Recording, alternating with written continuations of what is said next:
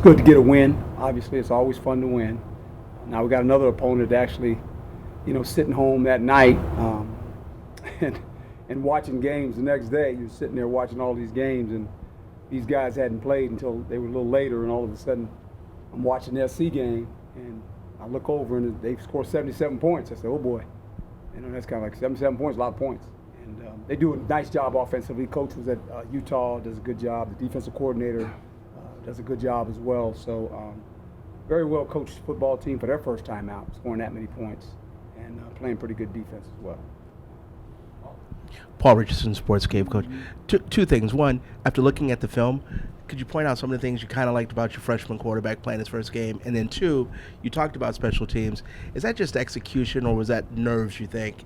Well, a lot of it was youth. The coverage team was the one. And the punt return situation, it was pretty good. And then toward the end there, we needed to field a punt rather than hit the ground. They got the ball, in a deep territory. We ended up getting out of there. The punter saved us a couple times with his leg, obviously, changing the field position.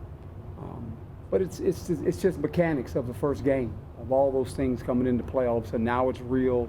Clock's running. Players are all over the sideline. Coaches are trying to communicate. That's what you don't get, without playing a game. So it was good. We got that one under our belt. It was fortunate we were able to win. And then Phil, watching. The young guys, center played fairly well for a freshman. Did a nice job. Quarterback, he did okay. There's probably a couple throws he wished he could take back. Maybe look down the field a little bit more. But the thing I like about Jaden, he's willing to take a profit. He's going to take a profit. He's going to get the ball out of his hand and keep the chains moving. It's hard to teach quarterbacks that. That's got a little bit of his DNA. Like, if it's not there, I'm going to take what they give me. He's patient that way. Made a really nice throw to Frank down the boundary there. The play to Ayuk was kind of reminding me of Nikhil. Similar kind of play. He catches it one side, goes up the middle, and splits and runs. So we made a couple big plays. There's some more plays we need to make, obviously, down the field. I feel like we've got some receivers with some speed that we got to get them down the field a little bit to get the defense, pushing back some, because they're crowding the line of scrimmage right now. They want to stop the run, which we said they were going to try to do, and they did a good job first half. And then obviously second half we did some adjustments and we got to run the ball a little bit better. Chris Cartman, Sun Devil Source. Herm, kind of building off what Paul was asking, just for having new guys on your offensive front, guys moving around, and it's the first game, just after rewatching it, your sense of blocking and protections and where you guys are at generally in that regard? We're still trying to improve. When you get that many moving pieces, you lose your center, 2 days before, and now the rookie center has to play a freshman. Okay, so that's kind of like, okay, now what are we going to do here, right? And you're trying to get the guard situation established, and you got to move somebody that was playing center now. You got to move him to guard, and so all that's part of it. It'll be interesting this week because these guys, they play a little bit of that bare front, and so that'll be interesting how we handle that. So I think the more we see of things and the more we can play together, we do know this, the center's the center now. Unless he gets hurt, he's the center. He's going to be the guy playing. And so I think all the positions are set for the most part, and now we've got to continue to build on that. Hood Rubino, Devil's Digest. Herm, did you plan to play Jaden as much as you did, or is just because how the way the game developed that it took time for you to create distance between you and Kent State, and he really was forced to play the whole game? Well, yeah, when you think about it, it was a 10-0 score at half, right? And then third quarter we did a nice job and got to 17. But then as the game played out, it was just one of those games where you just felt like we got to give him some more reps. He's got to play with the line. He's got to play with the players. This group, you got a bunch of different receivers now, young receivers, and it's just there's so many young guys. He needs to play with all those guys. That's the problem. You'd like to say, well, I want to play these other guys. Well, the problem is you got to get the quarterback familiar with some of these young receivers. We had a freshman tight end. We had 2 other freshman receivers. All of a sudden, you got all these moving parts, and you say, well, how do you get that done? Well, you got to play in a game to get it done. It's one thing to practice it, but now you got to play in the game. So I just thought that's where we're at. If we had a veteran group, it'd be a different deal, but we don't. And I just think that's the downside of it all. We'd like to get some more guys in, obviously, if you create a lead in certain games. But right now, that unit has to play together. That offensive line and that quarterback got to play together. Those receivers that are rotating in and out of there, they got to learn how to play together. So it's a work in progress. Herm, you had Kalen Curse-Thomas in a Mandrake jersey. Yeah. I'm assuming that's Defensive Player of the Week recognition. Right. Is that what Well, led you to decide to do that? Well, it can go to any player. It's not a defensive award, and I think the offense thought it was a defensive award. Because Frank came up to me and says, "How can we get one of those, Coach?" I said, "There was 3 guys in the running. It was the punter, it was the quarterback, and it was Kalen." And he ended up winning an award. And he said, "Every time we win, we're gonna give him the Mandrake jersey. It's you wear it to practice, and eventually I want to get a black helmet, and just that's the award. We don't. That's what we do. A lot of teams do different things. We prefer to do that.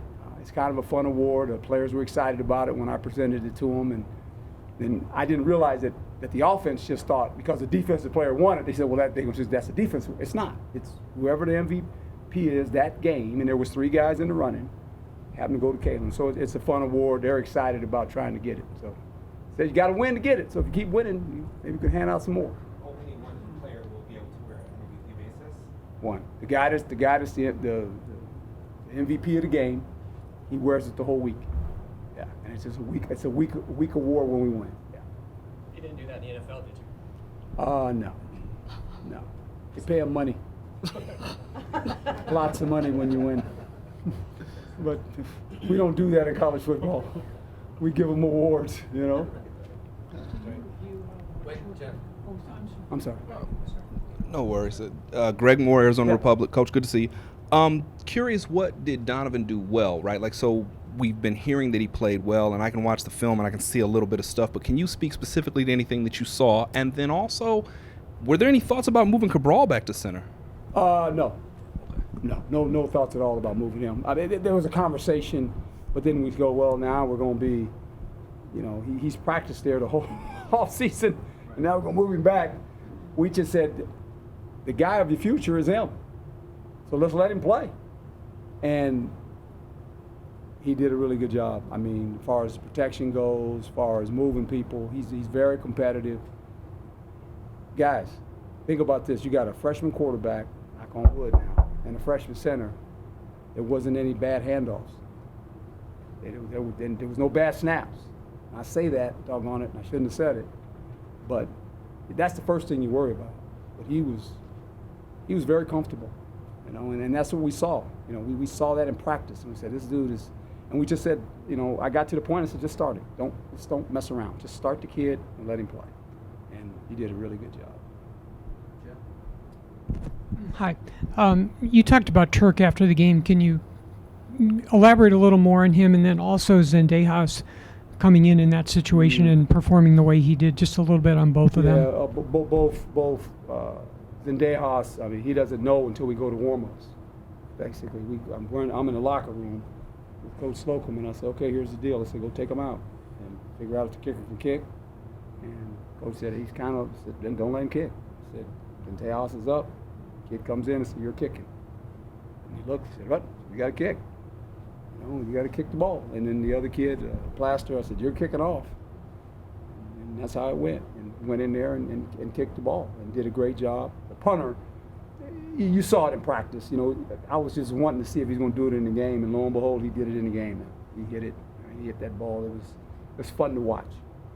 Because that changes the field. There's no doubt. That's when you get into a defensive game, which it kind of was in the first half. It was only 10-0. You need to trade field position when you're stuck. And we were stuck a couple times, and he got it back, inside their 20. I think he had 3 touchbacks, I believe. That's changed the field position. That's invaluable in a football game, especially tight games. Coach, this weekend and watching other games as well, I saw a lot of freshmen playing. As you spoke, you had freshman center, freshman quarterback. Freshman center, unfortunately, out at USC until he got hurt. See that a lot now. What do you think is changing? Because before it used to be red shirt, and now freshmen are playing. Why do you think that changed? Well, I think most young guys now are used to the pressure of playing in big moments because high school games now are all on television. Some of these guys come out of really good programs, quarterbacks especially. They throw the ball so much now. It's just human nature, and a lot of the offenses kind of fit what they've done in high school. Now the speed of the game changes on them, but the athletic ability they have that, and I think more coaches now are going, look, if he's the best player, then you need to play the guy, and you live with the inexperience of it. And if you're trying to establish who your quarterback is, and you got a young guy, you got to live with some mistakes, and you got to be able to live with that.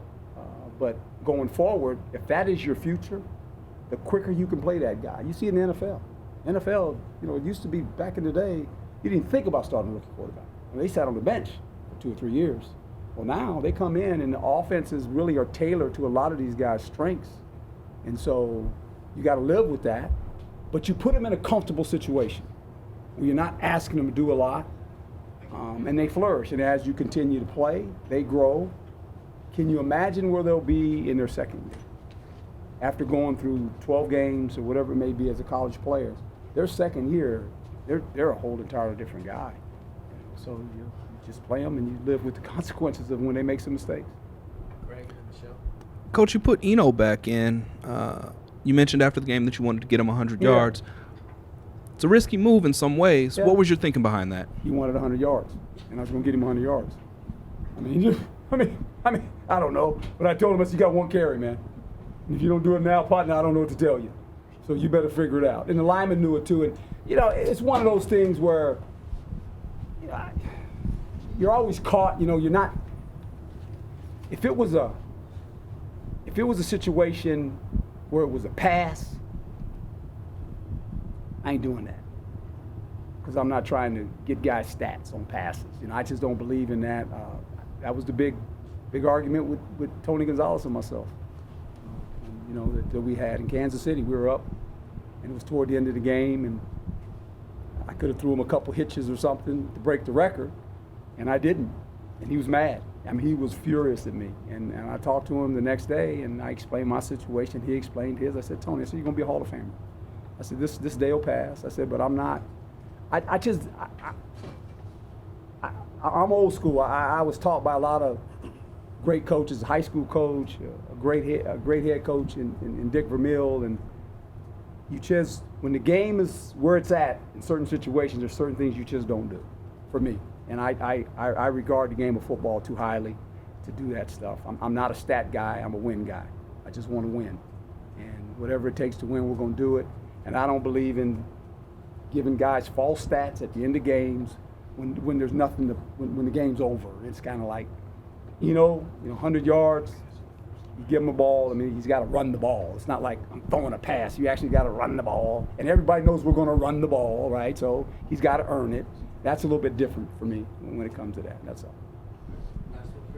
Herm, it was limited reps, but it seemed as though Keywan Markham and Willie Hartz played well. And so I was just curious about what you thought about their performances and how that will maybe affect the roles moving forward. Well, to continue to have a rotation, we need a rotation of, we play 5 guys, starters, so you're going to play 10 to 12 guys back there. Now, we got to play on special teams too, but we like to get a rotation going with the corners and the safeties.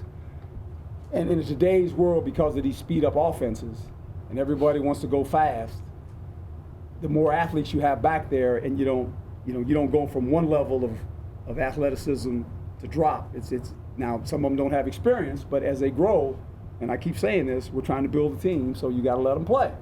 And all I can know is this: a year from now, we're gonna be a lot better.